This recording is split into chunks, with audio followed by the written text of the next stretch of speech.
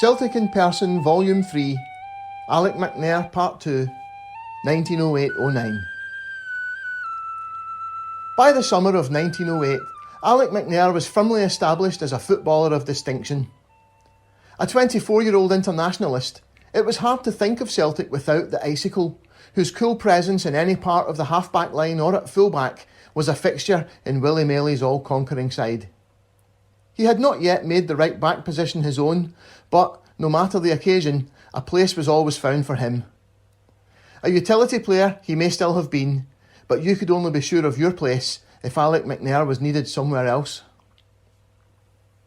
McNair's assured defensive excellence would be needed more than ever in the new season. The shock of Alec Bennett's defection to Rangers in May 1908 didn't stop Celtic in their tracks as they headed for a record 6 championships in a row, but it did mark the beginning of the end of the fabulously talented team Maley had assembled in the first decade of the 20th century. Bennett had been the idol of the Celtic support with good reason. His pace, close control and pinpoint crossing from the right wing were almost impossible to replace, not to mention his potent goal-scoring threat. He was also a more than adequate replacement at centre-forward for Jimmy Quinn whenever he was unavailable. Many a time in the previous 5 years, Bennett had saved or won matches with important and timely strikes. The wounds of his departure were still raw in August as he prepared to display his prowess for a new, expensively assembled Rangers team. As usual, the football season at Celtic Park was preceded by the Celtic sports meetings, which were drawing record attendances to the ground for athletics and cycling events, which it was claimed dwarfed the attendances at that summer's Olympic Games held in London. The Scottish referee reported on the 10th of August 1908. "It was the Celtic FC who in 1896 and 1898 gave us our first record as to attendances at our football internationals, and so now they are to hand with a record for an athletic and cycling sports meeting of 40,000 persons. The significance of this record, and its value as Scottish, is immensely increased when we consider that the World's Olympiad in London, the latter with its vast population, could only draw a quarter of this number, and sometimes much less. Whilst Londoners have been twitted on their non-appreciation of athletics, Glaswegians are to be highly complimented, and if, at a future date, the World's Olympiad were to be held in St Mungo, why then, after Saturday's experience, we have confidence in predicting a record attendance possibly equal to that established at New Hampden in football last April, when 120,452 persons witnessed the international with England. Whilst this expectation as to the future is to be realised, the present is potent with facts and records which clearly demonstrate that this is a record age for the public's appreciation of sport." It would be 70 years or more into the future before the dawn of the age of the replica football kit and the commercialisation which sees clubs bringing out new kits every season. Events which are waited on with almost as much excitement amongst fans as speculation over new signings, and are often greeted with as much disappointment when they arrive. But even in 1908, if you so wished, you could buy your club's kit from certain retailers. The Scottish referee also carried an advert that day, which brings an impression of a dispute between rival Glasgow stores over who exactly was providing strips for Celtic. The advert, taken out by F.A. Lumley's athletic stores of 80 and 82 Sauchiehall Street, read in part, "We are the oldest established and cheapest house in the trade. Our leading lines are still the envy of all our opponents. A few of them have earned a worldwide reputation for value and quality. Don't forget, we are the International Outfitters, the only firm in the trade that have made and supplied Lord Rosebery's colours, the classic primrose and pink, to the SFA, by whom we have been honoured, after open competition with all the other firms in the trade, with the orders for all outfits required for the international matches last season. We also had the privilege of supplying the world-renowned green and white jerseys worn by the Celtic football team in the finals of all the cup ties and league matches won by them during season 1907-8, viz. The Scottish Cup, the Scottish League, the Glasgow Cup, the Glasgow Charity Cup. If your ambition is to be an international player, or for your club to win the Scottish Cup, pay us a visit." Lumley's had made a similar claim in an advert in the Scottish Referee of Monday the 3rd of August 1908, but in the Friday edition on the 7th of August, T.R. Charlton Athletic Outfitters of 20 and 101 Argyle Street had taken out an advert reading, "Facts, facts, truth, truth." The green and white jerseys worn by the Celtic football team last season, and for several seasons previously, were supplied by T.R. Charlton, Athletic Outfitter, 20 and 101 Argyle Street, Glasgow. The excellent value and quality of our football goods are so well known that they require no puffy advertisements. Send for our illustrated catalogue, sent post-free. For honest value and straightforward dealing, T.R. Charlton, 20 and 101 Argyle Street, Glasgow. Whichever athletic outfitter it was who did in fact supply the Celtic kit for season 1908-09, the players wore it for the first match of the season on the 15th of August 1908 in Greenock, the defence of the League Championship and the pursuit of a record 5th title in a row beginning at Capello against Morton. Minus the injured Alec McNair, they opened the campaign with a 5-0 win, Jimmy Quinn scoring 4, the other coming from Jimmy McMenemy. On the day, Alec Bennett made a scoring debut for Rangers against Port Glasgow Athletic, who played most of the match with 10 men in a 7-0 win at Ibrox. It seemed as though Celtic were all set to carry on their imperious form from the previous 2 seasons, when the following week Kilmarnock were beaten 5-1 at Celtic Park, with Quinn scoring twice, another strike for McMenemy, and 2 goals for Bennett's replacement, Dan Munro. Playing for Kilmarnock that afternoon was former Celt Bobby Templeton, who had joined Kilmarnock shortly after being a regular for the Celtic team that won the first League and Scottish Cup double in Scotland in season 1906-07. The Scotland internationalist hurried back to Kilmarnock after the match, to Bostock and Wombwell's menagerie, where for a £10 bet he had an appointment to keep with a lion. The Ardrossan and Saltcoats Herald recorded on the 28th of August 1908. In the Lion's Den. At the close of the Kilmarnock Celtic game on Saturday, Bobby Templeton hurried back to town and appeared in a new role in Bostock and Wombwell's menagerie. In the presence of a crowded house, the left winger, for a £10 wager, coolly entered the cage of a lion. He patted the lion and calmly turned its tail amid the plaudits of the audience. Messrs Bostock and Wombwell presented Templeton with a gold medal for his courage. Several thought it was no great feat, but probably these were the people who ran so hard when a lion escaped in the old cattle market a few years ago. With 10 goals scored for the loss of only 1 in 2 matches, Celtic looked well set for the following week's visit to Dens Park, for what was always a tough match against Dundee. Before then, though, Peter Summers became the latest Celt to be honoured with a benefit match in midweek, and as had happened so many times before for players like Johnny Madden and Willie Loney, Rangers provided the opposition. Cold and wet weather kept the crowd to a modest 4,000, and it was noted as a huge disappointment to those in attendance that Alec Bennett was not in the Rangers team. It was a shame that a bigger crowd didn't turn out for a great servant to Celtic, who defeated their opponents 3-1, with goals from recent signing Robbie Sanderson and 2 from Willie Kivlikin. Former Celtic player Robert Campbell netted a late consolation for Rangers. The gate raised around £100 for Summers. In the Celtic lineup were 2 trialists.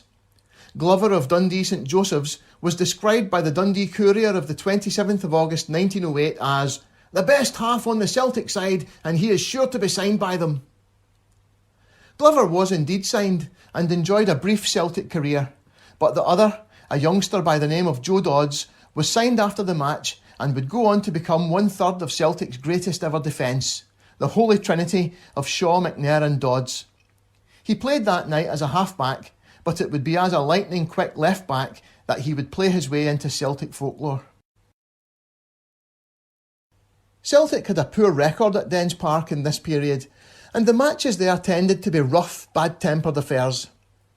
The season before, Willie Maley had been involved in an on-field altercation with Dundee captain Jack Fraser, in a match in which Celtic ended with 10 men after Peter Summers was forced off with an injury, and for much of the match had only 9 players due to Jimmy Weir leaving the field for 30 minutes with a suspected broken collarbone.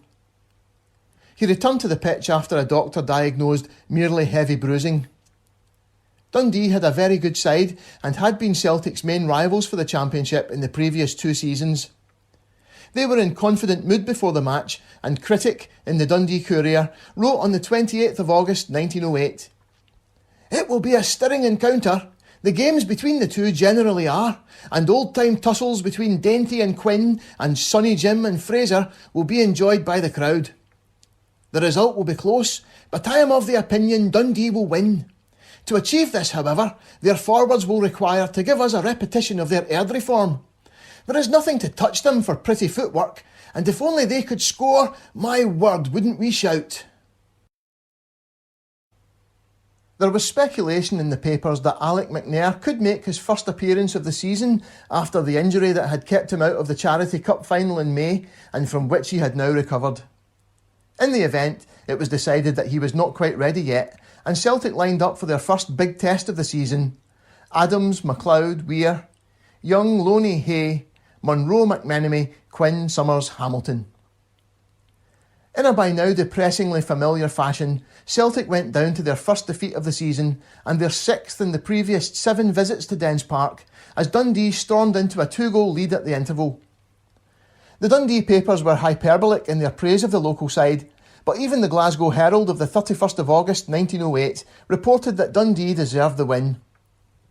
"The Celtic visit to Dundee has come to be looked upon as the event of the season on Tayside, and as the home team invariably respond to the feverish anticipation of their following, it is no surprise to find that 7 years have elapsed since victory last inclined to the present champions.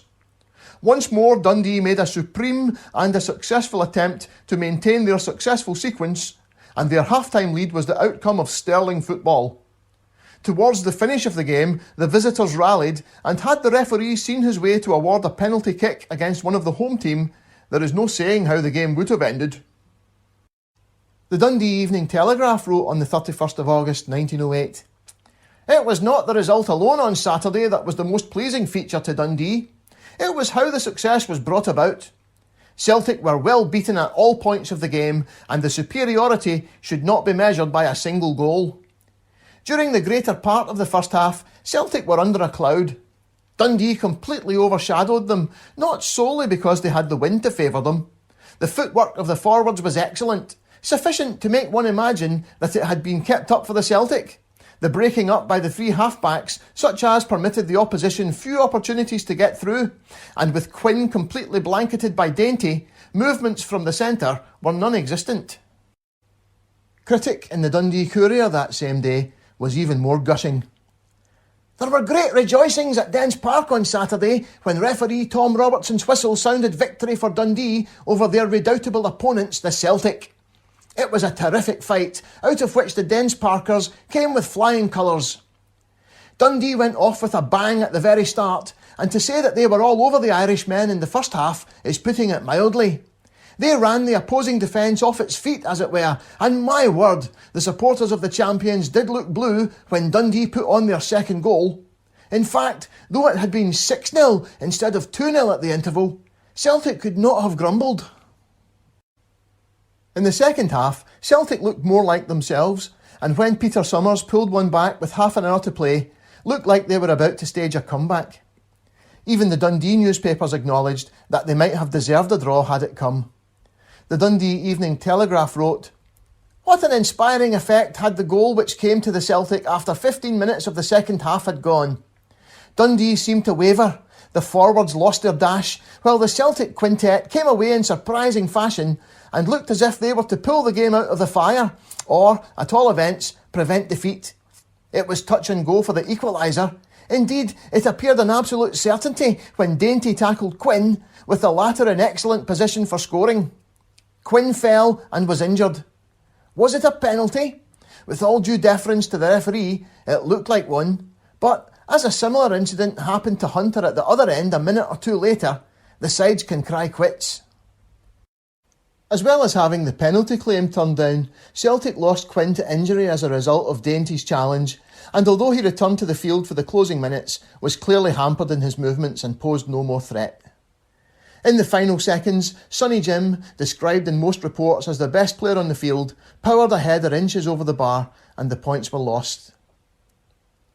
With most of the Celtic team under par on the day, a few came in for criticism in the newspapers, most noticeably fullback Jimmy Weir, with critic in the Dundee Courier writing, "Weir is not reliable at left back, and I am puzzled to know why the Celtic directors do not play McNair. The latter certainly does not possess a strong kick, but he is as safe as the bank, and that is worth a lot." The other player singled out was the man with the biggest boots in football to fill, Dan Munro. Critic again, "McLeod and Young were the best of the two back divisions, and forward McMenemy worked to greatest advantage. His work was lost on Munro, who is very far behind Bennett as an outside right. If I am not mistaken, Moran will not long be kept out of the team. The Forest mechanic lad is clever enough on the ball, but he is too timid for a team of the build of the Celtic." Critic was proven correct when Martin Moran, who had played a solitary league match for Celtic in 1898 before being released and enjoying a long career in England, and who had been re-signed that summer, came into the side for the following match, which was lost 1-0 at home to St Mirren on the 5th of September 1908. Jimmy Quinn was missing, the injury sustained at Dens Park keeping him out for more than a month, and even allowing for a tremendous display by the St Mirren goalkeeper, it was a demoralising defeat, coming straight after the reversal at Dundee. It also left Celtic languishing in 7th place, with only 4 points from 4 matches, 5 behind early leaders Clyde with 9 points from 5 games, Rangers with a 100% record in 2nd place with 8 from 4 matches, and Dundee in 3rd place with 7 points from 4 matches. There would be no immediate bounce back in the league either, with the next 3 Saturdays taken up by Glasgow Cup ties. A 4-4 draw at Hampden against Queen's Park was followed up by a 2-1 win in the replay at Celtic Park before the visit of Rangers in the semi-final on the 28th of September 1908. Jimmy Quinn made his return from injury and they opened the scoring in the 15th minute through Davy Hamilton. But then came the inevitable and heart-wrenching sight of Alec Bennett not only equalising for Rangers shortly before half-time, but also putting them ahead just after the hour mark. Jimmy Hay missed a penalty for the second week in a row 10 minutes later, but almost immediately afterwards, Peter Summers struck to take the tie to a replay. Third Lanark were beaten 1-0 at Celtic Park on Monday the 28th of September as league matches were squeezed in on the bank holiday weekend, Davy Hamilton the scorer. But at the end of September, Celtic had dropped to 12th place in the league with 6 points from 5 games, 7 points behind leaders Rangers, who had played 2 games more. Dundee were 2 points behind Rangers in 3rd place, having played 1 game more. Nothing could be done to rectify this situation yet, as the Glasgow Cup semi-final replay against Rangers was scheduled for the 3rd of October 1908 at Ibrox. The Scottish referee wrote in its preview on the 2nd of October 1908, "The Glasgow Cup replay at Ibrox tomorrow afternoon should be every bit as close and exciting as the first encounter at Parkhead a week ago. Celts were, if anything, the smarter combination last Saturday, the forwards being particularly clever and effective, and despite the fact that they are playing away from home, they should make a great show and run the Light Blues to a close finish. It is, of course, impossible to say which side will survive. It will be keen, dour and determined play all the way, with little between them at the finish." The Celtic team was beginning to settle again, with Alec McNair now playing regularly at fullback, and Jimmy Quinn returned, although he had been rested against Third Lanark on the Monday afternoon, and Willie Kivlikin had now taken up the outside right position. In that same edition on the 2nd of October, the Scottish referee had 2 adverts running alongside each other, with Lumley's and Charlton's both still insisting that they were the providers of Celtic strips for the season. The Daily Record and Mail reported on a significant change in the Celtic lineup on the morning of the match and provides another hint that the playing side of the club was not run solely by Willie Maley at this point. "At the deferred meeting of the Celtic directors held last night, the back division was under review and it was decided to revert to the defence that represented the club in the replay with Queen's Park. Hay has been drawn from the half-back line to partner McNair at full-back and we're left out while Mitchell is introduced at left half. Thus, for the second year in succession, the Celts have dropped the regular backs in the cup ties against the Light Blues and called in the ablest of the half-backs to do duty at back. Interest in the event has increased during the week, and the brilliant weather ensures a fast surface and the prospect of keener play. Form gives no indication of the probable result, and victory is within the grasp of either. Quinn is a certain starter, and the week's training should be all in his favour. On an unseasonably hot day, Celtic finally seemed to be rediscovering their old form and blew away a Rangers team containing 3 ex-Celts, with 2 first-half goals from Peter Summers and Jimmy Quinn. The Daily Record and Mail of the 5th of October 1908 declared, "Celts still the leading team in Glasgow." The paper reported, "Better methods all round accounted for the supremacy of the Celts, and they had what little luck was going early in the game when a goal meant so much. While their opponents were struggling to strike combination, they moved with a complete understanding, and a cooperation existed between the halfbacks and forwards that the Rangers never attempted to carry out. A goal after 3 minutes did much to steady and give confidence to the Celts. It was smartly taken by Summers with a pot shot off a simple free kick given against Galt, who was penalised for a faulty throw-in. The second goal was a masterpiece from Quinn in the centre's happiest style. Slipping past the vigilant half-backs, who shadowed him faithfully, he dashed between the backs and, racing on, let drive with a terrific shot which Rennie could not parry." Celtic contented themselves with protecting their lead in the second half, especially after Quinn, still feeling the effects of his Dens Park injury, broke down in the second half. The Daily Record and Mail reporting, "Quinn went lame in the second half and contented himself with heading the ball or slipping it out to the wings." The win took Celtic into the Glasgow Cup final for the 5th year in succession, and with 4 consecutive wins already under their belt, they were confident of retaining it in the final against whoever emerged from the other semi-final between Third Lanark and Clyde. Before the final, there was a chance to take revenge on Dundee as they finally got back to league action at Celtic Park on the 10th of October 1908. The sting of repeated defeats on Tayside was still being felt keenly, and in the Scottish referee of the 5th of October 1908, a wag had sent in a possibly apocryphal tale reproduced on page 5. "At a recent examination in a Glasgow school board, the inspector was examining a 4th standard class in geography. Pointing to the first boy, he asked, 'What is Glasgow famous for?' 'Shipbuilding and steelwork, sir,' was the reply. 'Very good,' said the inspector. Turning to the second boy, he said, 'Now, my little man, what is Dundee famous for?' 'Beating the Celtic,' yelled a bright boy of 7 from the bottom of the class. In brackets, collapse of the inspector. Sent by R. McG, Glasgow. Celtic seized this opportunity for revenge with both hands, and their 2-0 win hardly reflected the one-sided nature of the match, with the Scottish referee of the 12th of October 1908 writing, "Celtic had their revenge on Dundee, and after the first 20 minutes could have won as they liked." With the departure of Alec Bennett and concerns over the form of MacLeod and Weir at fullback, changes were being effected in the Celtic team, who retained McNair and Hay at fullback and gave a competitive debut to Joe Dodds, who played at centre-half, with John Mitchell continuing at left-half and Willie Kivlikin at outside right. The Scottish referee of the 12th of October 1908 reported, "McNair and Hay were a difficult pair to beat.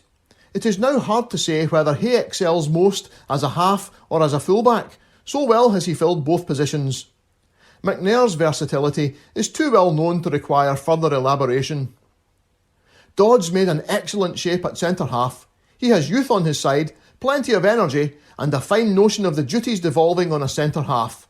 His general excellence was no doubt a reason for the partial collapse of Hunter." Critic in the Dundee Courier, almost as fulsome in his praise of Celtic as he had been of Dundee after their recent win at Dens Park, took a similar view. "A strong, bustling 11, Celtic will take a lot of beating now that they have found their proper bearings. McNair is value for his position at right back, if only by his ability as a tackler. There is no rushing in with him. He usually waits for an opponent and then closes in upon him. This was where he always got the better of McCann. Mitchell is a good wing half and, as with Dodds, shows the ability of manager Maley in picking up young talent." The day was a triumph for the wingers. Willie Kivlican and especially Davy Hamilton, who played what some consider his best ever match, scoring both goals on the day. Things now seem to be looking up for Celtic again, although they were still only in 10th place with 8 points from 6 matches. Rangers lost 4-3 to Airdrieonians, allowing Aberdeen, for the first time in their history, to top the table with 15 points, although they had played a game more than second place St Mirren on 14 points and 2 games more than Rangers in third on 13 points. Dundee were also on 13 points, but had played the same number of games as leaders Aberdeen. The league campaign was then put on hold for another couple of weeks as the Glasgow Cup final, as it did the previous season against Rangers, once again took 3 attempts to resolve, but this time it ended in crashing disappointment. The first instalment took place in front of 22,000 spectators at Hampden Park on the 17th of October 1908, and but for an inspirational performance from Thirds goalkeeper Jimmy Brownlie, would have been all over as a contest by half-time. Brownlie continued to defy Celtic in the second half, and after Jimmy Quinn finally broke the deadlock on the hour mark, Thirds managed to score with a sucker punch 10 minutes from time, and the match was taken to a replay on the following Saturday. The Daily Record and Mail reported on the 19th of October 1908, "I have seen all the Third Lanark goalkeepers from the early days when Wallace guarded the uprights. One recalls subsequently the late Robert Downey, Sidney Ross and James Rayside, now of Bury, as outstanding Cathkin Park custodians. The brilliant performances of these accomplished players, however, were surpassed on Saturday at Hampden Park when Brownlie defied the Celtic team in the final for the Glasgow Cup in a game largely defensive on the part of the Third Lanark. The tale of this 20-second final may be summed up as the tale of a goalkeeper's brilliance. The Celts had out their full team, the side played skillful and attractive football, and there was no falling off in their shooting. All round they played like a winning team in the first half and tested the goalkeeper by every wile and art they knew, but Brownlie was unbeatable. At the interval, he was cheered from all parts as he retired, and the tribute came from all sides of the field in acknowledgement of the great part he played in keeping the Celts out." The replay, on the 24th of October 1908, saw Brownlie fall short of the standards he set in the first match, conceding a goal in the 10th minute to a Jimmy McMenemy shot, which he had managed to get both hands on, but which squirmed into the net. By then, though, Thirds had already taken the lead and went ahead again on the half-hour mark before Peter Summers notched a second equaliser just before half-time. The second half was scoreless, with both teams missing good chances, and a second replay was needed in midweek. The third match in this final series delivered as big a cup shock as had ever been seen in the competition, with Third Lanark eventually running out 4-0 winners to prevent Celtic winning the competition for a 5th consecutive season. They scored a third-minute opener and then withstood a siege from Celtic over the following quarter of an hour, with Brownlie once again excelling in goal. Then disaster struck when Davy Hamilton was injured and had to leave the field. The Daily Record and Mail wrote on the 29th of October 1908, "There is this to be said for the Celtic, that they were handicapped by the absence of Hamilton, who had to retire owing to an injury. The little outside left, in an attempt to kick the ball from Brownlie's hands, fell heavily against the post. He turned out in the second half after having been off for half an hour, but he was of no use whatsoever and returned to the pavilion again after a futile attempt to assist his comrades." The Third Lanark team played the game of their lives in this second replay and were already ahead by the time Hamilton went off injured, and they fully deserved their win, which saw Celtic lose their grip on the Glasgow Cup and the first of the 4 trophies they had won the season before. Having all but monopolised the major honours for a couple of seasons, it was inevitable that this day would have come, but it was still hard to take, and there was a feeling that cracks were beginning to appear in Celtic's armour. This feeling was not helped by the league table. After another 2 weeks taken up by the Glasgow Cup, which showed Celtic in 12th place on 8 points from 6 games, although they could still overhaul leaders Aberdeen on 18 points from 12 games. Rangers were only a point behind Aberdeen, having played 2 matches fewer, so they could potentially move even further ahead of the Dons than Celtic could. The first step to remedying the situation came at Sheffield a few days after the Glasgow Cup final on the 31st of October 1908. Clyde were by no means pushovers, and were the last remaining undefeated team in the league. The assignment was made no easier by the absence of Davy Hamilton, still feeling the effects of his collision with the goalpost. The forward line had an unfamiliar look about it, with Dan Munro back at outside right, young Davy McLean in the centre, and Jimmy Quinn filling in for Hamilton at outside left.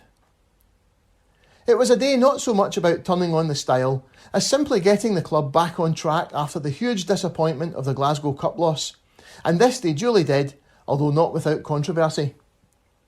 The Daily Record and Mail reported on the 2nd of November 1908, "The Celts' rearranged team distinguished itself at Shawfield by defeating the hitherto only unbeaten club in the league, after a game which at the opening held out the promise of much good play, but wound up with a display of physicalism that kept the 18,000 spectators in the throes of excitement."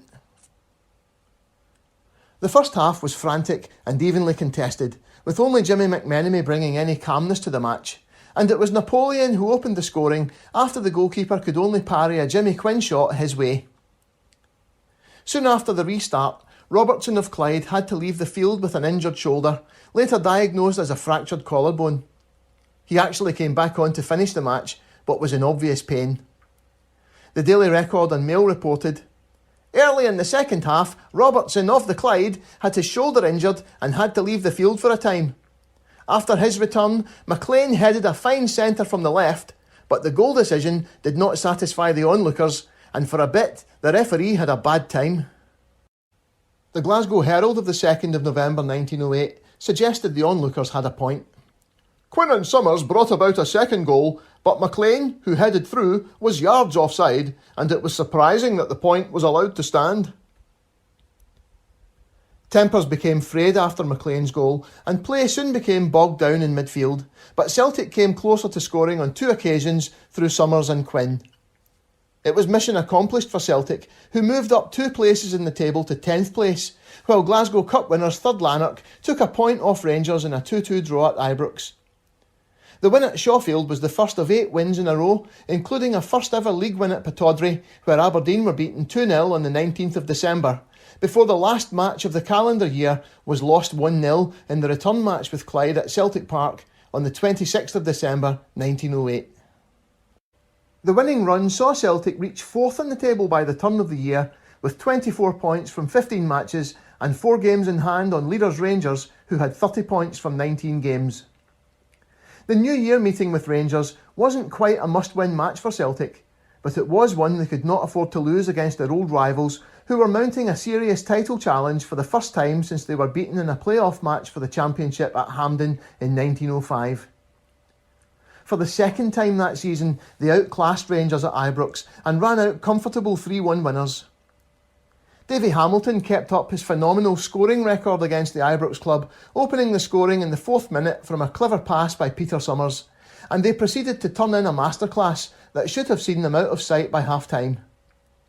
The Daily Record and Mail reported on the 2nd of January 1909, "Not since the late George Allen, who gained an international cap against England while a member of the Liverpool FC was seen in the Celtic ranks in a match at Ibrox Park, have the league champions so dwarfed their city rivals in all-round play as was the case yesterday.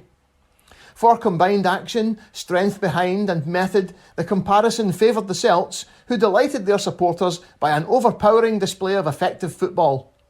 In no division were they compelled to play second fiddle.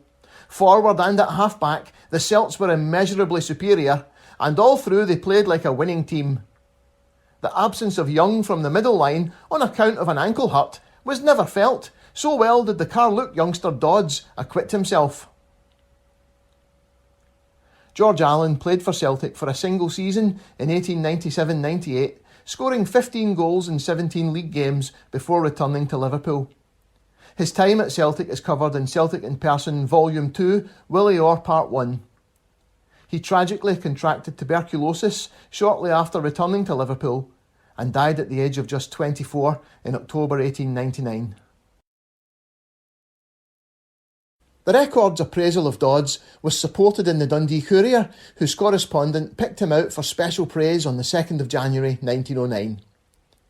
"A feature of Celtic's play was the heady work of Dodds at right half.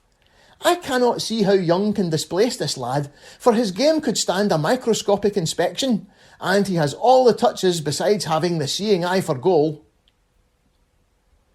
Into the second half at Ibrox, Celtic finally scored the goals their play deserved.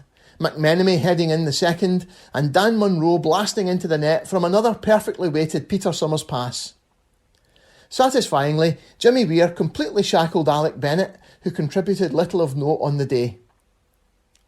There was a nasty incident during the match, which led to an injury to Rangers honorary president Sir John Ure Primrose, described in the Daily Record and Mail of the 2nd of January 1909.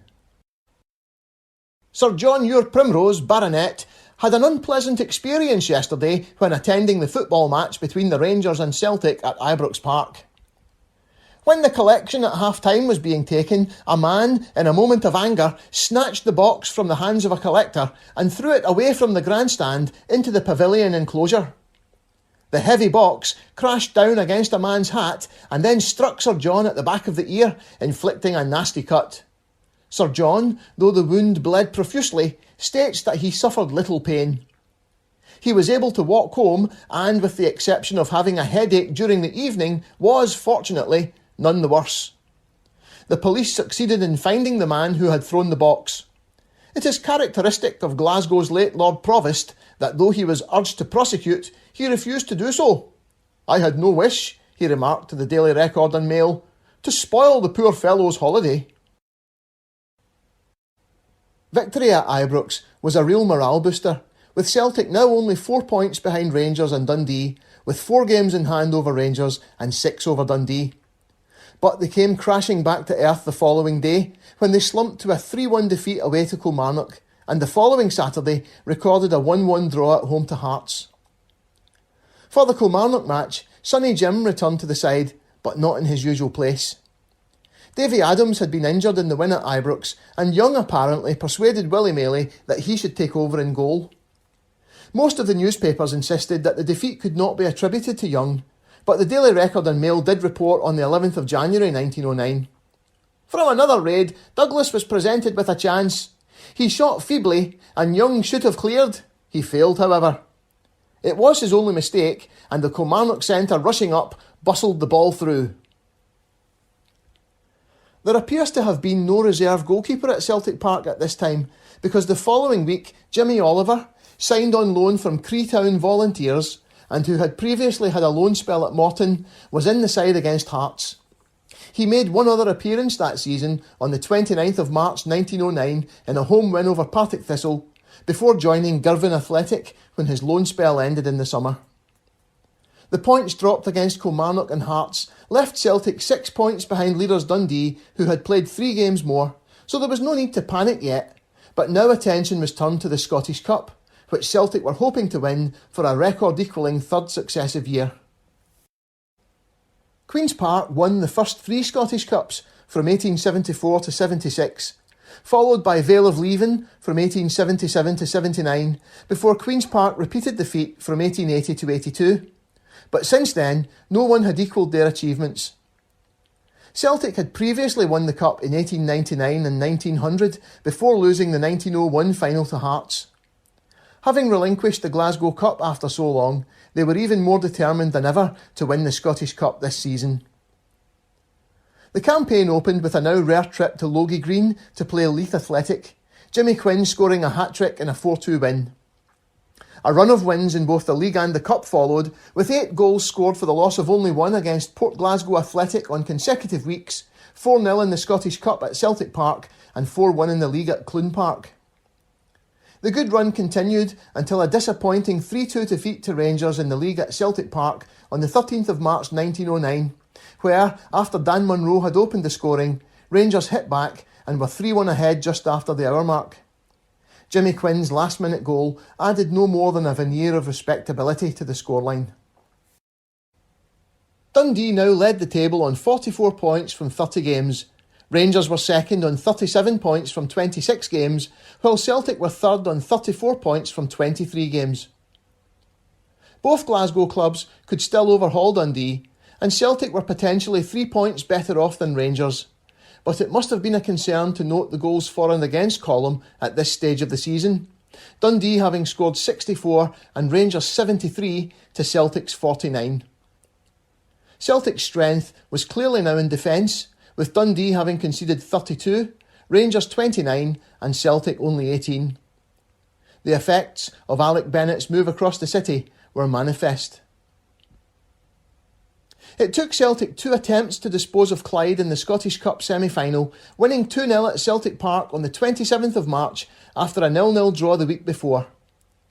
1-0 league wins over Partick Thistle and St Mirren followed before they met Rangers for the Scottish Cup final on the 10th of April 1909. A curious passage appeared in the Scottish Referee on the 9th of April 1909, the day before the final. Both clubs have won it twice in succession, Rangers 1897-98 and Celts 1907-08, so that no matter who wins tomorrow, the winner will equal the feat of Queen's Park and Vale of Leven in winning the Cup 3 years in succession. Having not won the Scottish Cup since 1903, it's unclear how a win in the 1909 final would have constituted 3 in a row for Rangers. But we have seen their successor club credited with 55 league titles after winning it once, so perhaps the normal rules of arithmetic do not apply to Rangers-branded clubs. The first half was dominated by Celtic, who took a 1-0 lead through Jimmy Quinn in the 23rd minute. Alec McNair played a long pass over the top and Quinn outpaced the Rangers defenders while their goalkeeper, Harry Rennie, hesitated and stayed on his line. As the ball bounced up, Quinn headed it powerfully past Rennie. They laid siege to the Rangers goal for the rest of the half, with Summers and McMenemy both coming close, but couldn't add to the lead. The game turned in the second half on the decision by the Rangers captain Jimmy Stark to swap the 2 former Celts in his forward line around, Robert Campbell going to outside right and Alec Bennett taking up his position at centre forward. Joe Dodds, selected at centre half for Celtic, had shackled the lumbering Campbell, who had been used as a fullback in his half-season with Celtic in season 1905-06. The youngster found Bennett far harder to pin down. With the game going into its final quarter, Rangers stormed into the lead with 2 goals in 3 minutes, Thomas Gilchrist equalising with a snapshot, and then Alec Bennett scoring the best goal of the day, curling a long-range effort past Davy Adams.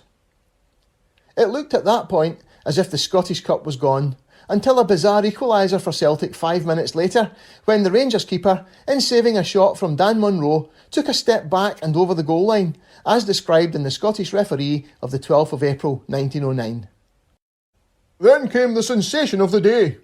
Rennie seemed to have saved a shot by Munro, but the referee was seen to point towards the midfield, and it was only then that the spectators at the other end realised that a goal had been scored. The Rangers goalkeeper with the ball in his hand had to dodge Quinn, and in doing so, he carried the ball inside the line. Even the Rangers players admitted that the goal was a legitimate one, although the point was argued all over the city after the match. Both cup finalists drew league matches on the Monday afternoon, Celtic tying 1-1 with Third Lanark at Cathkin Park, and Rangers being held to a 2-2 draw at Ibrox by Clyde. But all eyes were already on the Scottish Cup final replay on the Saturday, which had added yet another match to Celtic's already incredibly crowded fixture schedule. Assuming the Cup final was resolved, they had 8 league matches still to play, and just 11 days to fit them in. Although Celtic could still reach a total of 55 points, 5 more than Dundee on 48 and 1 match remaining, the gruelling series of matches ahead was unlikely to yield full points. Rangers, with only 4 matches still to play, could still reach 52 points. It was a distinct possibility that the Scottish Cup was Celtic's best hope of winning any of the major trophies. With this fixture congestion in mind, Celtic were anxious to have a resolution to the Cup final on the Saturday. The Daily Record and Mail reported on Wednesday the 14th of April 1909. An important decision was arrived at by the directors of the Celtic Club at a meeting held last night, where it was agreed to approach the Scottish Football Association and the Rangers Club with a view to having the match played to a finish on Saturday. With a heavy league programme still to be faced, the desire of the Parkhead management to arrive at a definite conclusion in the final can be easily understood. According to the rules of the association, in the event of a draw, the match would require to be played in the following midweek. But should such an arrangement as that emanating from the Celtic club be come to, there is every possibility of another game being obviated. While extra time had been mooted as a possibility if the replay finished in a draw, no official announcement had been made to that effect in the days before the match. The only official business carried out in the days before the replay appears to have been a meeting of the SFA's Rough Play Committee, at which Falkirk referee J.A. Fakeney was suspended for his lax handling of the Celtic Rangers League match on the 13th of March, and Celtic were instructed to warn Davy Adams against any repeat of his actions in throwing the ball at Thomas Gilchrist after he had been barged by the Rangers forward in the first match at Hampden. Celtic were still without the injured Willie Loney, although the general consensus was that Joe Dodds was a more than adequate replacement. Interestingly, Dodds was reported in the Dundee Courier of the 15th of April 1909 to be holding out for 20 shillings extra on his pay. The paper reported that Celtic were unlikely to meet his demands, citing their refusal to match Alec Bennett's wage demands the previous summer. The only likely change to the Celtic lineup for the replay was Willie Kivlikin for Dan Munro. Rangers, who had doubts over the fitness of several players, including former Celts Campbell and Bennett, splashed out on the Thursday to sign Willie Reid, a Scottish centre-forward from Portsmouth, and while they did not name a team until the day of the match, it was stated that he would definitely be included. The match itself was completely overshadowed by the events that followed it, but Willie Kivlikin did indeed replace Dan Munro at outside right, and it finished in a 1-1 draw. Rangers dominating the first half with the wind behind them, and Jimmy Gordon opening the scoring after 21 minutes, then Celtic taking over in the second half with the wind behind them, and Jimmy Quinn heading an equaliser just after the hour mark from Jimmy Hayes' corner kick. Despite pressing hard for the rest of the half, they could not find a winner, and shortly after the final whistle, all hell broke loose. The causes of the riot that followed the 1909 Scottish Cup final are fairly well known. It had been speculated in many of the newspapers in the week of the match that extra time might be played in the event of a draw, and there was a long-held suspicion that the two clubs frequently tied cup finals in order to generate extra cash from replays. 70,000 spectators had turned up for the first match a week earlier, and well over 60,000 were present for the replay. As we have seen though, another replay was not in Celtic's best interests. They had to fit in 8 league matches over the next 11 days, so a replay was the last thing they wanted, and it had been reported in the week leading up to the final that they had asked for extra time if the match was drawn. Unfortunately, the Scottish Football Association had not taken the time to publicly announce that their rules did not allow for extra time and that there would be a replay if the match was drawn. The Dundee Evening Telegraph of the 19th of April 1909 reported that no official request was received from Celtic by either the SFA or Rangers, and printed the relevant SFA rule for cup final replays. Half an hour must be played in all matches after the second, and the third and subsequent matches must be played in the week following the second match on a day other than a Saturday until the tie is decided. No deviation from this course shall be allowed, otherwise the committee shall have the power to award the tie to either club. As the final whistle sounded, there was a great deal of uncertainty on the terraces over what would happen next, despite the referee and linesman striding straight off the pitch. Several players from each team lingered on the field, most of them Celts, and this must have added to the expectation amongst a large portion of the crowd that extra time was to be played. The Scottish referee reported on the 19th of April 1909, "The first signs of restlessness, which later developed into riotousness and eventually resulted in a perfect orgy of hooliganism, occurred when the referee's whistle blew for time. The retiral of the referee and linesman for the dressing rooms was the signal for a perfect howl of disapprobation. Shouts of 'play on' were heard all around the arena, and a number of the players hesitated on the field. Their hesitation proved fatal as it turned out. The fact that certain players were evidently willing to play on encouraged the idea in the mind of the spectators that the rules of the association were to be departed from for the first time in the history of the cup competition. The last player had scarcely left the field when the more daring spirits were leaping over the barricades. Like a flock of sheep, the spectators behind poured onto the playing pitch." Critic in the Dundee Courier of the 19th of April 1909 had harsh words for the players who loitered on the pitch, writing that the crowd at once fastened on the hesitancy of the Celtic men as an indication that they might be able to send the teams into the field again. The players finally made their way off the pitch, but, Critic went on, unfortunately, by this time the damage was done.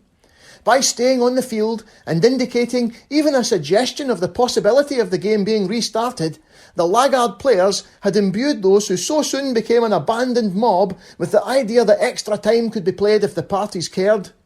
This was entirely wrong. There never was any chance of extra time, and the great blunder lay in the fact of the players not having a full knowledge of this. On the other hand, no player had a right to assume that the game would go on in the absence of explicit information to that effect, and everyone who remained on the field after the referee had walked towards the pavilion has a share in the responsibility for the rioting that ensued. It seems a stretch to say there would have been no riot if not for the players remaining on the pitch. A large percentage of the spectators were already under the impression extra time would be played, and drawn cup matches between the two rivals always led to dark mutterings of fixes for the purpose of extracting more money from the fans for replays. Only the previous season it had taken 3 matches to decide the Glasgow Cup final between the teams, and of course that season's Glasgow Cup final had required 2 replays to separate Celtic and Third Lanark. As the players finally entered the pavilion, spectators began to come onto the pitch and converged in front of the pavilion, their way to which was barred by a handful of police officers who had to be quickly reinforced to stop the crowd forcing their way in. The Daily Record and Mail reported on the 19th of April 1909, "Over the barricades that protect the playing pitch swarmed the unruly mob. They made straight for the centre of the pavilion where the players' exit is. The police, many of whom had pleasantly squatted on the edge of the field of play during the second half of the game, were drawn up to prevent disorder. The field was black with the invaders. Chaos reigned. Hundreds more leapt the barricades. Patiently the police bore the taunts of the mob. By and by stones were thrown. A bottle was hurled at the spot where the cordon of police were drawn. The attempt was made to clear the ground. Batons were drawn as the crowd menacingly surged round the members of the force.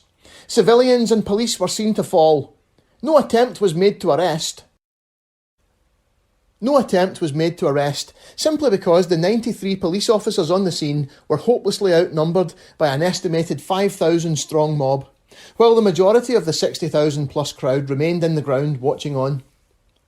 As reinforcements were called for, fans began to destroy the goalposts at the traditional Celtic end of the ground in front of the pavilion, while others got hold of a ground roller which they amused themselves with by pushing it up and down the pitch before dismantling it and using the various parts to plough it up. Soon the goalposts at the other end of the pitch were down as well, and rioters attempted to use the posts as battering rams to gain entry to the pavilion. As more police arrived, the rioters were gradually pushed back towards the north terracing, and the ground became littered with wounded police and rioters. Even the arrival of mounted officers did nothing to quell the disorder. The Scotsman reported on the 19th of April 1909, "Acting with commendable patience and restraint, the police force, who were shortly reinforced by the arrival of reserves from almost every district in the city, persevered in their attempt to clear the ground. A number of mounted men were found to be of great assistance, but the mob took a malicious delight in surrounding the horsemen and endeavouring to force them to dismount. They beat man and horse most unmercifully, and in some cases the man was pulled to the ground. Not only had the police to persist in their own work of overcoming the mob, but they had to protect and rescue each other. Where a solitary policeman was trapped, he was dealt with in the most outrageous manner, and it is little wonder that rumour had it that several of them had been killed." It's easy to read of these events over 100 years later and find amusement in the tale, but it is indeed a wonder that no one was killed. With the players having left soon after the final whistle, by most accounts oblivious to what was happening behind them, the pavilion was turned into an impromptu dressing station with a steady supply of wounded, many of them on stretchers, being taken inside for medical treatment. The Dundee Evening Telegraph correspondent, describing the scene as "like a slaughterhouse," wrote on the 19th of April 1909, "Blood was spilt as if it had been water. I saw policeman after policeman carried into the pavilion, cut and bleeding. Several were very badly hurt, their injuries consisting of bottle cuts, knife thrusts, brick bruises, or stick or stone smashes. Several civilians were laid low in trying to help the police. A number of hooligans were smitten by the police. All were tended carefully, and the pavilion turned into a temporary hospital. 2 or 3 constables were very severely injured. Red with blood, I saw them carried in for treatment. One poor fellow had his head laid open, another had his ear severed, one had his eye knocked out, and another had a frightful gash right across his face.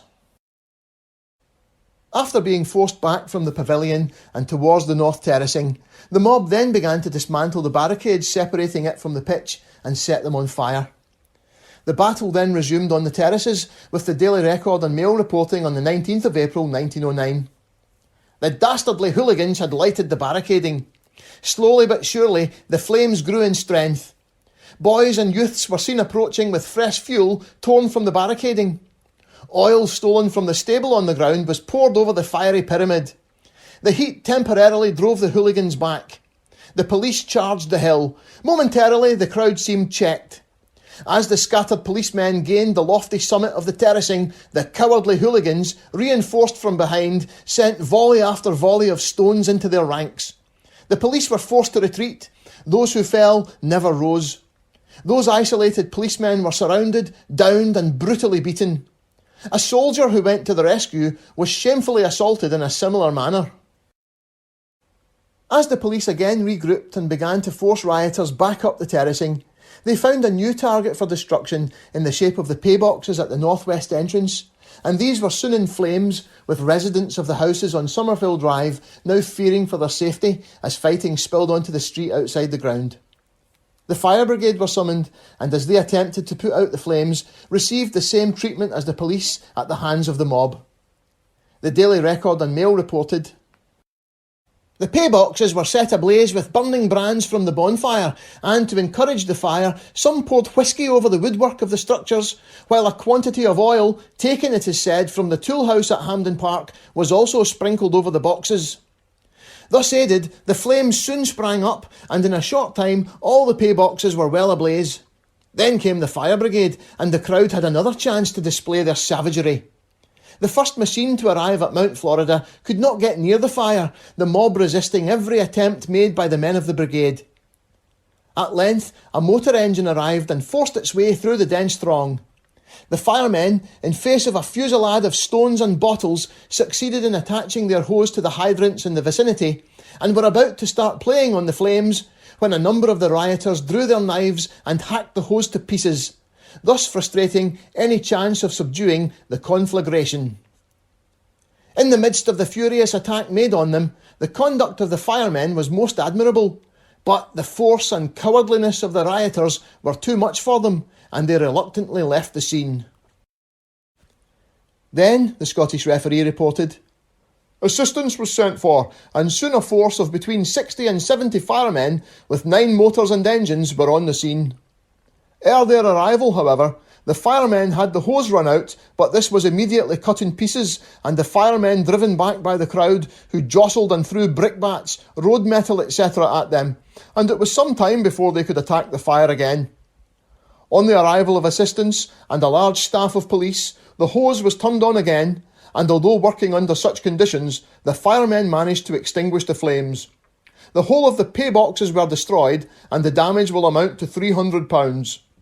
Many of the firemen were injured, the most serious being Station Officer John Kennedy, Queen's Park Station, who, on being examined by the doctor, was found to have several broken ribs and to be in a very serious condition." The riot lasted over 2 hours, the mob finally beginning to drift away as darkness fell. By this time, ambulances were beginning to arrive to take the more seriously wounded to city hospitals, and with that the ground began to clear. But even as the rioters departed, they left a trail of destruction behind them, as described in the Daily Record and Mail. "A large section of the mob, after leaving the field, made their way to Bridgeton. The riotous feeling was uppermost, and as soon as they got to Hanging Shaw Road, they smashed a number of dwelling houses. Everyone seemed to carry a weapon of some kind, a thick stick or a piece of iron, while stones were gathered on the way. Each lamp post from Prospect Hill Road into Palmady Road was broken, one of the side streets being left in total darkness. There are few houses until Palmady is reached, and here the howling mob in their mad rush threw the residents into a state of wild excitement. Fortunately, the crowd kept on the move, and by the time they got into the busier thoroughfares, they ceased their destructive work. Apart from the broken windows, over 50 street lamps were smashed. No attempt was made to stop the crowd, which was several hundred strong. As the dust settled, a shocked nation took stock of the events of the 1909 Scottish Cup final replay over the following days. The Daily Record and Mail called it the most fiendish outburst of inflamed passion ever seen in a civilised country. The Scotsman of the 19th of April 1909 reported on the scene on the Sunday morning. All day yesterday, crowds of people flocked to Mount Florida to view the scene. Overnight, there were posted on the ground 30 constables in case of the eventuality of the return of the mob. A force of police still guarded the grounds yesterday, and the public were rigidly excluded from it. Early in the morning, the services of a number of joiners had been requisitioned, and the barricading and shattered gates set to right as much as possible. Notwithstanding their exertions, however, the place presented a sorry sight. All the woodwork at the Somerville Drive entrances had been burned away or remains charred, and what is left is a mass of torn, twisted or bent galvanised iron. The enclosure itself is a litter of stones and broken bottles and scarred patches where the fire has been at work. All the public lamps in the vicinity have been smashed. Only the roughest estimate can be obtained of the amount which will be required to set the place to rights, but £800 is considered a moderate figure. The Scotsman also speculated on the question of a second replay, which was to be decided at an emergency meeting of the SFA on the Monday evening. But this was already a moot point. Celtic and Rangers directors had already met on the Sunday evening and agreed that there would be no third game. The Dundee Evening Telegraph reported on the 19th of April 1909. The Celtic and Rangers directors, at a meeting last night at which the extraordinary situation created by the riot was discussed, agreed to ask the press to publish the following. The directors of Celtic FC and Rangers FC desire to make the following statement with reference to the final tie on Saturday last. Although it was mooted during the week that extra time might be played in the event of a draw, it was found that the Cup competition rules prevented this. On account of the regrettable occurrences on Saturday, both clubs agreed to petition the association that the final tie be abandoned. Signed on behalf of Celtic FC, T. Colgan, J. McKillop. Signed on behalf of Rangers FC, A.B. Mackenzie, J. McPherson. April 18th, 1909. The appearance of this statement in the press, without consulting the SFA, did not go down too well with the association. But at a lively meeting that evening, the committee decided that the correct course of action was to abandon the final and withhold the Scottish Cup for the season. So it was that Celtic lost the second of the trophies they had won in their all-conquering season 1907-08 and were once again denied that much sought-after third consecutive Scottish Cup win. Despite numerous consecutive wins over the next century, they would not win the Scottish Cup 3 years in succession until the treble-treble triumph of season 2018-19. That win made Celtic the fifth team to win 3 consecutive Scottish Cups, behind Queen's Park, Vale of Leven, Rangers and Aberdeen. They surpassed those the following year when Christopher Ayer's decisive spot kick in a penalty shootout against Hearts won the Scottish Cup for the 4th year in succession in 2020. While the fallout from the Hampden riot rumbled on for some time, on the pitch, Celtic now turned all their attention to the business of retaining the league championship, and with 8 games to be negotiated in just 11 days, the odds of achieving this were increasingly long. The first step was taken on the Monday, and it couldn't have been a tougher assignment, away to Hearts on the 19th of April 1909. Due to postponements, this was Celtic's first visit to Edinburgh of the season, and they defeated Hearts 2-1, Jimmy McMenemy scoring both goals before half-time. Rangers were also in Edinburgh that day and crashed to a 1-0 defeat to Hibernian, badly damaging their title ambitions. 2 days later, Wednesday the 21st of April 1909, Celtic were straight back into action at home to Hamilton Academical. In this, their third game in 5 days, they dropped a crucial point after passing up a host of first-half chances, including a missed penalty by Jimmy Quinn. Against the wind in the second half, Celtic conceded an opener on 55 minutes, but scored a disputed equaliser 10 minutes later, the referee adjudging the goalkeeper to have stepped into his net as he held a Quinn header. Next up, 24 hours later, Morton were the visitors at Celtic Park, and despite the fatigue that must have been felt in a very small playing pool, Celtic ran out 5-1 winners. A loan signing from Hamilton, John Atkinson, made his only appearance for the club and scored 2 goals, also laying on another for Dan Munro, as 5 points were secured from the 3 midweek games following the cup final replay. Saturday the 24th of April 1909 proved to be a hugely significant day in the title race, with Rangers seeing their challenge ended by a 1-0 defeat to third Lanark at Cathkin Park, while Dundee defeated Queen's Park 2-0 at Ibrox, Hampden still out of action following the cup final riot in their final match of the season. Unfortunately, Celtic could not find a way past a resolute Erdrionians defence at Celtic Park and dropped another vital point in a scoreless draw. The day's action left Celtic with a definite target to aim for. Dundee finished on 50 points, while Celtic, with 4 games remaining, were on 45 points, so they could reach a total of 53. Their remaining programme was Motherwell home, Queen's Park away, Hibernian away and Hamilton Academical away. The Daily Record and Mail wrote on the 26th of April 1909, "Under ordinary circumstances, one would have little hesitation in plumping for another honour for the Celtic club. But the conditions under which they are labouring in an endeavour to finish at the top are not at all normal.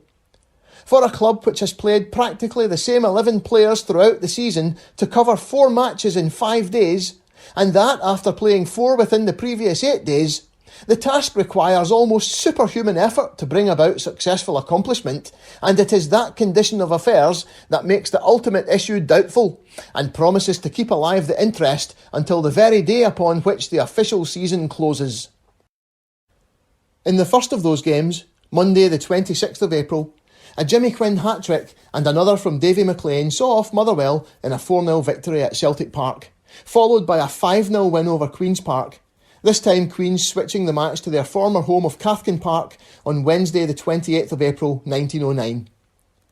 Jimmy Quinn scored his second hat-trick in 3 days, with Davy McLean this time adding 2, and the unlikely now seemed eminently possible.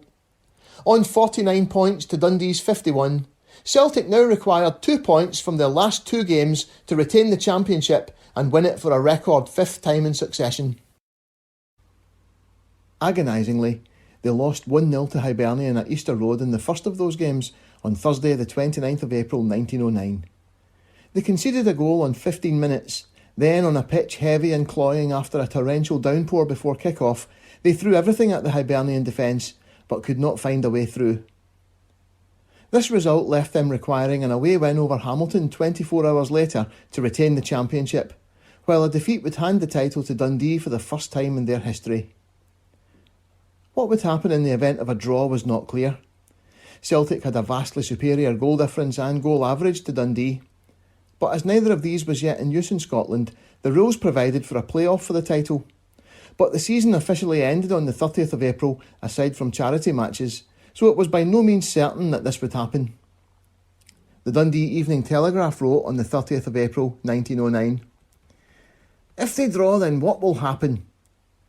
Celtic and Dundee will be equal in pointage. The rules provide for the playing off of a game in the event of a tie, goal average not counting in Scotland. But as the season closes tonight, it will be impossible for Dundee and Celtic to play off except on behalf of charity. Of course, the League Committee may decide that it be held jointly, or the clubs play off at the beginning of next season. What would Dundee not give to recover those 2 points, the only 2 at home this season they dropped to Greenock Morton?" The Dundee Evening Telegraph also went on to bemoan the different lineups sent out by Queen's Park in their recent games against Dundee and Celtic, more or less explicitly saying Queen's wanted to help Celtic to the title. "Celtic undoubtedly have had a busy week, but the games have not all been of the character as that at Easter Road last night. For instance, that against Queen's Park was practically a walkover. Compare the teams that amateurs turned out against Dundee at Ibrox last Saturday with that which played v Celtic at Cathkin on Wednesday, and one can come to no other conclusion than that the Queens were particularly anxious to beat Dundee, but not Celtic. It is about time the Scottish League was bringing into operation the rule that insists on all teams being at full strength in league games and inflicting punishments like those passed by the English body on clubs who violate the bylaws, as Queens did last week. Celtic lined up for their last final push for the title at Hamilton on Friday the 30th of April 1909. Adams, McNair, Weir, Young, Dodds, Hay, McLean, McMenemy, Quinn, Summers, Hamilton. Celtic opened strongly but were unable to put the finishing touch to any of their attacking moves, with the Hamilton Herald and Lanarkshire Weekly News of the 1st of May 1909 hinting at an understandable nervousness creeping into their play before they broke the deadlock in the 25th minute. There was plenty of excitement amongst the spectators and every bit of clever play was applauded. The Celtic forwards were putting in plenty of clever work, but anxiety was soon in the movements of several of the players. Brownlee cleared a dangerous ball from McMenemy, but soon after a cross from the Celtic right dropped at Hamilton's foot in front of Mason, and the left winger, unmarked, had no difficulty in giving his side the lead amid great cheering. Shortly after the opening goal, Jimmy Quinn was injured and swapped places with outside right Davy McLean, who missed a good chance minutes later. Other opportunities were missed by both Hamilton and Summers before the half-time whistle sounded. Celtic doubled their lead with 25 minutes to go, Jimmy McMenemy weaving his way through a couple of challenges before angling a low drive into the bottom corner. Aki scored in the last minute, but by then the title was secured. The Hamilton Herald and Lanarkshire Weekly News reported, "The Celts went to Mason's End on resuming, but there was no further scoring. A keen and interesting game ending in favour of the green and white jerseys by 2-1. The victory, of course, carrying with it the league championship of 1908-1909. Both teams had a great reception on leaving the field, the champions being loudly cheered." It had been a long, gruelling campaign, and this final match was the first time in the entire season that Celtic had topped the league. But this was due simply to a pile-up of fixtures caused by repeated cup replays over the course of the season. There was no doubt that they were worthy champions, and the horrendous schedule they faced in 11 days after the Scottish Cup final made it quite a remarkable achievement in the end. The Scottish referee of the 1st of May 1909 summed it up. "After a record rush for the top of the ladder, Celts now proudly pose there as champions and banner winners and bearers for 5 solid successive years, which is not only a Scottish, but a World's League record. The wonder of their performance is not alone its sustained consistency since they started the rush and race of 8 matches in 14 days, but the sustained form of these 5 strenuous years." The paper went on to list the league and cup wins of the previous 5 years with a comparison of the 11 who won the first of those successive league titles in 1905 and that which clinched the title against Hamilton.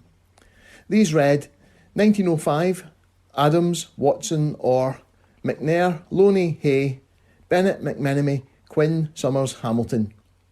1909, Adams, McNair, Weir, Young, Dodds, Hay, McLean, McMenemy, Quinn, Summers, Hamilton. The report went on. "A glance at these names discloses the fact that no less than 7 of this year's champion team were in that of 1905. This constitutes another aspect of their record which all other club managers should consider seriously. Here we have in a large degree the secret of their success, and of that harmony and combination that have led to this in this famous quintet of years." Season 1907-08 was probably the high point of Celtic's 6-in-a-row run of successes, in terms of trophies won, if not performances and statistics. But it was hard to escape the impression that things were changing. This was the first season in that run when there was no cup triumph to go alongside the league title. There were reasons for this, amongst them the withholding of the Scottish Cup after the riot, and in the Glasgow Charity Cup they fielded weakened teams, resulting in a 4-2 defeat to a full-strength Rangers on the 15th of May 1909. But a glance at the league table might have given food for thought. After breaking all scoring records in the previous two campaigns, netting 80 and 86 times respectively, the defection of Alec Bennett was probably not coincidental to a swinging of the scoring pendulum in Rangers' favour. Despite finishing only fourth behind Dundee and Clyde, they had scored 91 league goals in 1908-09 to Celtic's 71. Celtic's success this season was built on a rock-solid defence, which had conceded only 24 goals in 34 league matches. The well-oiled machine of the previous 5 years was showing signs of wear and tear. Alec Bennett, of course, was gone, and of the others, Jimmy Quinn would turn 31 that summer, while Peter Summers and Willie Loney were about to celebrate their 30th birthdays.